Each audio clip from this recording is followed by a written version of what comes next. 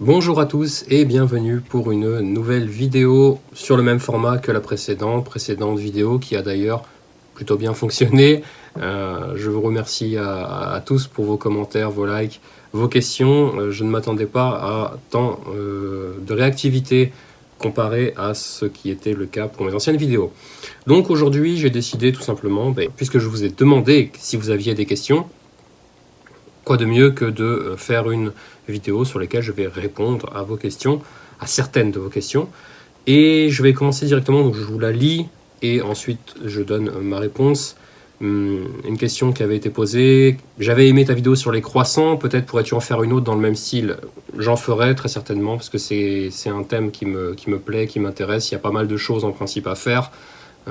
Ça reste dans un coin de ma tête, je pense que je vais le faire. Sinon, comment ça se passe avec la belle famille, les administrations russes, les malls? Je pense que tu parles des supermarchés, les malls. Alors, on va commencer par les choses qui fâchent. On va commencer avec l'administration. L'administration russe, c'est la bureaucratie russe, c'est l'enfer. La bureaucratie russe, c'est la petite sœur de la bureaucratie française. C'est un cadeau qu'on a fait aux Russes, puisque pour ceux qui ne le savent pas, l'importance, l'influence de la France sur la Russie est importante. 19e siècle, énormément de personnes parlent français en Russie. Le français est la langue parlée par les nobles. Ils parlaient mieux français qu'ils ne parlaient russe. Bon, ça a été plusieurs fois abordé. Il y a énormément d'informations sur ce sujet. Vous pouvez trouver des livres d'écrivains classiques russes qui sont écrits en français, dans un français irréprochable. Bon, sans parler de Pouchkine, on peut parler de Tolstoï, par exemple. Guerre et paix, si vous prenez Guerre et paix, vous avez... c'est un livre énorme, en beaucoup de tomes, en 4 tomes. Vous avez un tiers du roman qui est écrit dans un français que, même actuellement, il est un français assez joli. Donc bref, la France avait, maintenant un peu moins, beaucoup moins, mais avait une grande importance en Russie et avait une grande influence dans beaucoup de domaines. Je ne vais pas m'étaler dessus sur cette vidéo, j'en parlerai peut-être plus tard sur une autre vidéo, qui sait. Et quoi qu'il en soit, donc l'administration russe, pour revenir à la question, elle est complexe. Elle me rappelle beaucoup l'administration française, c'est à peu près le même fonctionnement, c'est à peu près les mêmes écueils, à peu près les mêmes problèmes. Vous savez, il y a un dessin animé, enfin il y a un épisode d'Astérix et Obélix, je ne sais plus comment il s'appelle, mais... Obélix, pour obtenir une autorisation, il doit obtenir une carte bleue. Pour aller récupérer la carte bleue, il faut obtenir la carte verte. Pour obtenir la carte verte, il faut obtenir la carte jaune. Et pour obtenir la carte jaune, il faut obtenir... etc. Vous avez compris, c'est à peu près le même fonctionnement.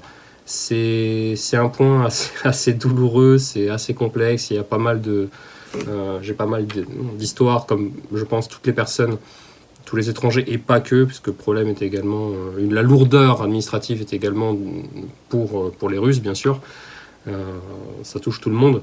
Donc ça, c'est quelque chose qui n'est pas forcément plaisant, mais à côté de ça, il y a des choses qui sont, je trouve, vraiment bien faites. Par exemple, en Russie, il y a une application, par exemple, qui s'appelle Gosuslug, une application sur téléphone qui permet de réaliser toute une liste de démarches administratives extrêmement simplement, juste par un clic sur le téléphone. C'est rapide, c'est pratique. Ça peut être payer les amendes, ça peut être payer les factures, ça peut être obtenir des documents pour la retraite, obtenir des documents pour le travail. C'est très simple, c'est centralisé, c'est sur le téléphone. Vous avez juste vous n'avez pas besoin de vous déplacer. Ça, c'est extrêmement pratique. Bon, pour moi, ça ne fonctionne pas. Je suis étranger. Il y a tout un micmac. D'ailleurs, en parlant de l'administration, allons-y, je prends un exemple clair. Je suis en train de faire une carte de séjour temporaire. Pour faire cette carte de séjour temporaire, il me fallait un extrait de mes revenus pour prouver que je travaille en Russie, que je paye des impôts, etc. Toutes les personnes qui travaillent en Russie ont une carte spécifique, qui est la carte comme quoi qui prouve que vous payez des impôts. Et comme je suis un étranger, j'ai un passeport français, Chaque fois que je prolonge mon visa de travail, on me met un tampon sur mon passeport. Et donc il y a 2 pages de mon passeport qui sautent. Ce qui fait que quand j'ai commencé à travailler, j'ai eu cette carte qui est liée avec mon passeport que j'avais à l'époque. Mais mon passeport s'est terminé entre-temps parce que je n'avais plus de place. Mais cette carte, elle est à vie. Enfin, je travaille en Russie, donc j'ai cette carte, c'est un numéro, un identifiant, je n'y touche pas. Et j'avais besoin donc de récupérer ce document pour prouver que je travaille et je paye des impôts. Sur le site, sur l'application, c'est impossible de télécharger parce que mon numéro de passeport que j'ai actuel ne correspond pas au numéro de passeport qui était enregistré, avec lequel j'ai eu cette carte. Impossible. Je suis allé dans un centre spécial pour qu'ils s'occupent de moi. On a perdu 3 heures. Ils n'ont pas réussi à changer parce que ce numéro est lié à mon ancien passeport. Impossible. Ils m'ont dit qu'il fallait que j'aille à la caisse de retraite pour changer, mais j'avais clairement pas envie d'aller passer encore une demi-journée là-bas. Bon, on est passé autrement par un autre système. J'ai réussi à avoir ce document, mais c'est juste un petit exemple en fait. Il y a rien d'incroyable en soi, parce que c'est plus ou moins les mêmes problèmes qu'on peut rencontrer dans d'autres pays, y compris en France, mais c'est juste un petit exemple de cette barrière administrative, disons ça comme ça. Donc c'est pas non plus effrayant, mais l'administration est un peu lourde, pour parler gentiment. Comment ça se passe avec la belle famille? Bon, ici la belle famille, je pense que c'est un cas qui est très personnel, ça dépend de chaque personne, c'est comme partout, je ne vais pas m'étendre sur ce sujet. De mon côté, bon, tout va bien, rien de spécial à dire. Ils ne parlent pas français, je parle russe avec eux, on discute. Il n'y a rien il n'y a pas de problème, il n'y a rien à dire. Là-dessus, je vais pas... Bon, je pense que c'est très personnel, ça dépend des familles. Bon. Comment ça se passe avec les... Donc je suppose que tu as écrit les malls, ou les mails peut-être, je sais pas si c'est une faute de frappe, j'en sais rien. Donc si c'est les malls, pour parler des centres commerciaux, donc en Russie il y en a beaucoup, dans ma ville il y en a pas mal non plus, ils sont plutôt assez grands, ils fonctionnent généralement sous un même style, donc les horaires d'ouverture, ça ça doit être du 10h, 21h ou 22h, quelque chose comme ça, mais généralement vous avez le 2 derniers étages, avec un étage qui est pour le cinéma et pour la nourriture. Bon, ça c'est quasiment partout en Russie, ça fonctionne comme ça. Les magasins, bon, ce que je peux remarquer dans ma ville du moins, c'est qu'il y a plusieurs gros centres commerciaux un peu partout dans la ville, mais ce sont plus ou moins ces mêmes magasins qui se répètent dans chacun de ces centres commerciaux. Voilà. Bien, ensuite, j'espère avoir répondu à tes questions. Ensuite, j'avais une question qui m'avait été posée sur la ville d'Engels, donc à Saratov, qui est une ville assez grande, donc là où j'habite, pour la Russie, pour la France, pardon, 850 000 habitants, 900 000 habitants. Pour la Russie, c'est pas une grande ville. On doit être qu'à la 13e ou 14e place, il me semble, en Russie, en termes d'habitants.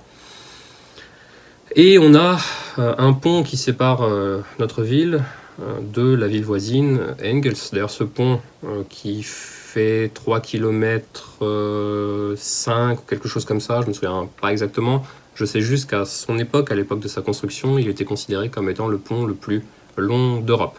Bon, maintenant, non, mais à l'époque, oui. La ville qui s'appelle Engels, donc qui a un nom qui n'est pas russe, qui est nommé en l'honneur de Friedrich Engels.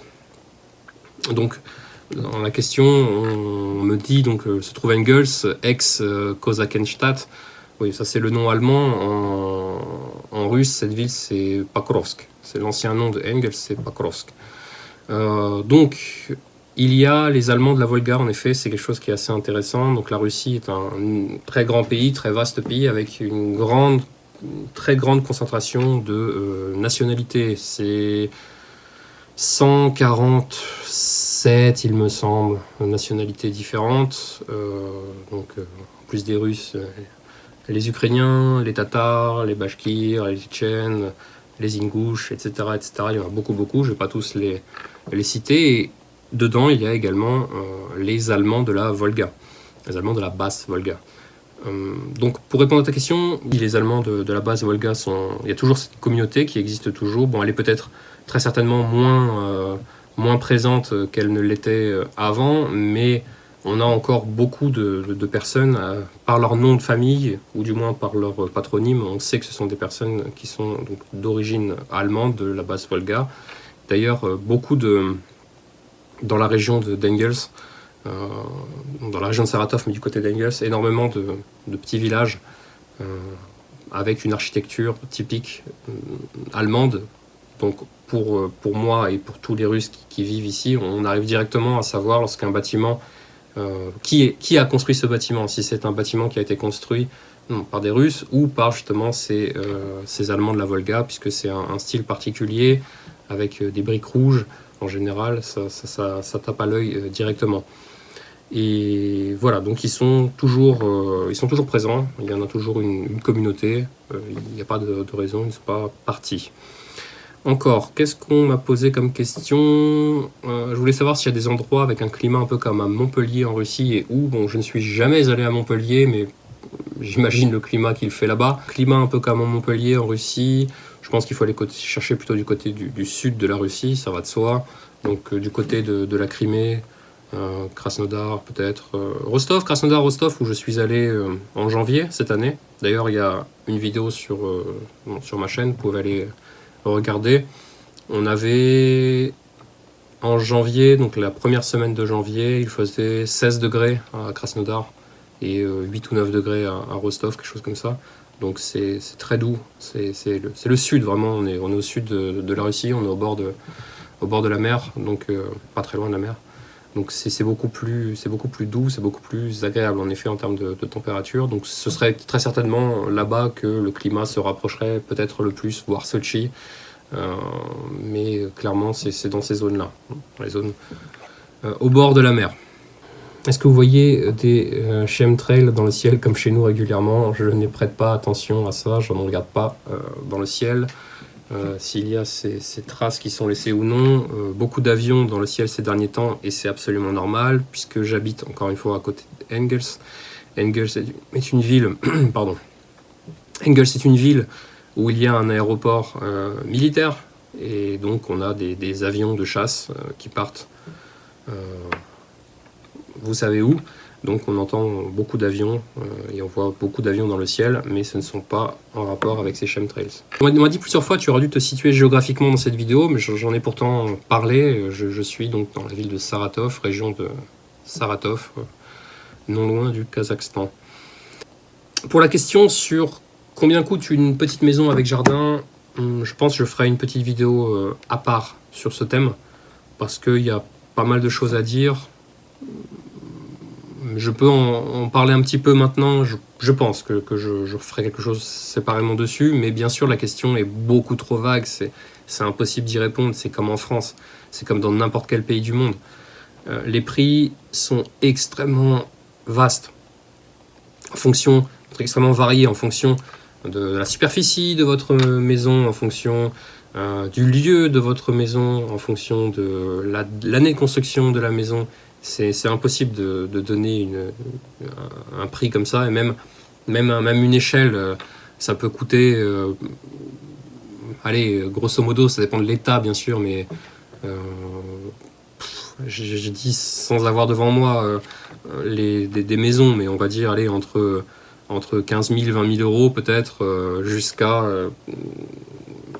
200, facilement 200 000 euros. Enfin, c'est comme partout en fait. Vous pouvez trouver des maisons extrêmement chères, comme vous pouvez trouver des maisons plus abordables, ça dépend de tout ce que vous cherchez.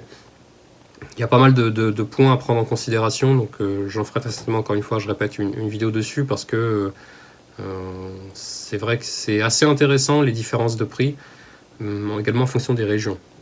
Ça va de soi, plus vous allez aller dans le nord avec des conditions climatiques difficiles, plus les prix risquent d'être faibles, entre guillemets, je dis bien entre guillemets, mais parce qu'il y a derrière, il y a anguille sous roche, on va dire. C'est pas forcément évident de vivre 8 mois de l'année avec des températures négatives et de la neige.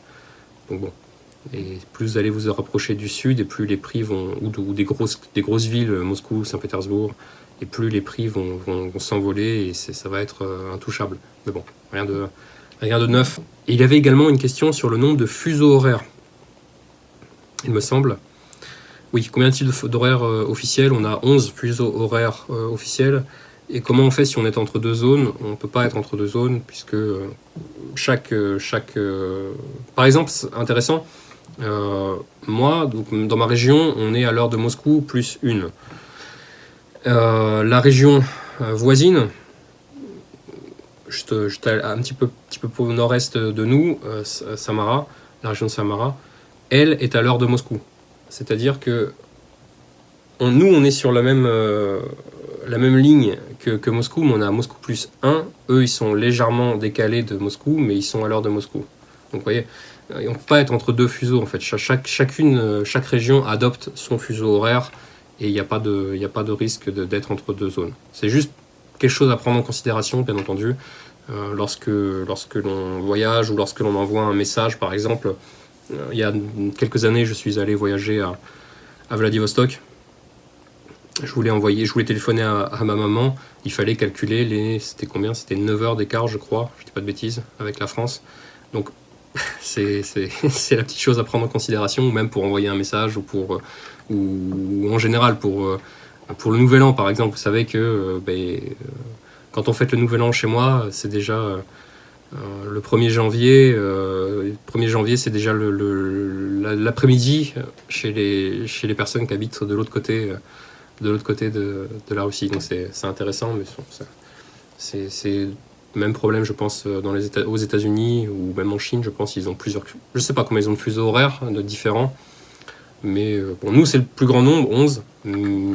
Quoique la France, si on prend les territoires d'outre-mer, France, territoire d'outre-mer, on a 13 fuseaux horaires, donc on en a plus qu'en Russie. Bon, c'est pas tout à fait la même chose, mais voilà. Bon, très bien. C'était une petite vidéo comme ça, FAQ. J'espère que j'ai répondu à vos questions. Il en reste quelques-unes, j'y reviendrai sur d'autres vidéos à part. Et je ferai donc également des vidéos sur des thèmes que moi-même je vois bon de discuter avec vous. Voilà, j'espère que ça vous aura plu. Donc, je vous dis à bientôt. Merci d'être sur ma vidéo. Bonne journée. Paka.